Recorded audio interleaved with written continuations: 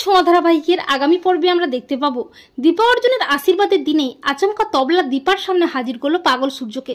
তখন দীপা নতুন জীবনের সবকিছু ছেড়ে পাগল সূর্যের হাতটি ধরলো।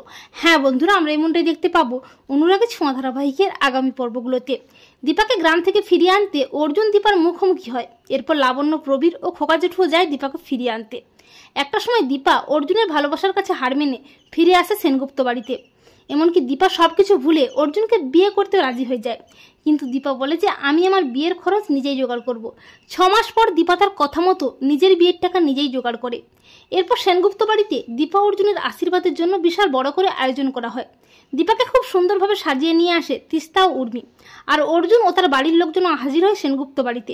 বাড়ির সবাই খুব খুশি, কিন্তু কাকিয়া ও জয় দীপার উপর প্রচণ্ড ক্ষেপে থাকে। এরপর শুরু হয়ে যায় অর্জুন দীপার আশীর্বাদের অনুষ্ঠান। সবাই যখন আনন্দে মেতে ওঠে আর দীপা অর্জুনও তাদের নতুন জীবনের জন্য যখন খুব খুশি, ঠিক তখনই আচমকা তবলা পাগল অসুস্থ সূর্যকে নিয়ে হাজির হয় সেনগুপ্ত বাড়িতে আশীর্বাদের অনুষ্ঠানে। তবলা চিৎকার করে বলে দীপা। হঠাৎই দীপা দেখতে পায় পাগল অসুস্থ সূর্যকে।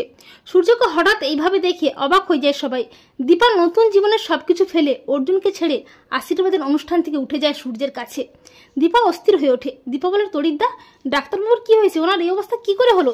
তখন তবলা বলে, দীপা, ডাক্তারবাবুকে আমি রাস্তা থেকে এনেছি। উনি ওনার মানসিক ভারসাম্য হারিয়ে ফেলেছেন। উনি অসুস্থ দীপা। দীপা কাঁদতে কাঁদতে বলে, ডাক্তারবাবু, আপনার এই অবস্থা কি করে হলো? আর সূর্য শুধু মুখে একটাই কথা বারবার বলতে থাকে, দীপা, তোমাকে ভালোবাসি। আর লাবণ্য কান্নায় ভেঙে পড়ে। লাবণ্য দীপাকে বলে, দীপা, আমার ছেলেটাকে সুস্থ করে আমার কোলে ফিরিয়ে দাও।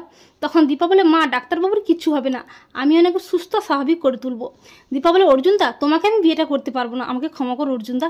এই বলে দীপা অর্জুনকে ছেড়ে নতুন জীবনের সবকিছু ফেলে পাগল সূর্যের হাতটি ধরলো। তো বন্ধুরা, তোমরা এটাই চাও তো যে অর্জুন দীপার আশীর্বাদের দিনেই যেন আচমকা সূর্য হাজির হয় আর দীপা যেন সবকিছু ছেড়ে সূর্যের হাতটি ধরে? কমেন্ট করে জানিয়ে দাও তোমাদের মতামত।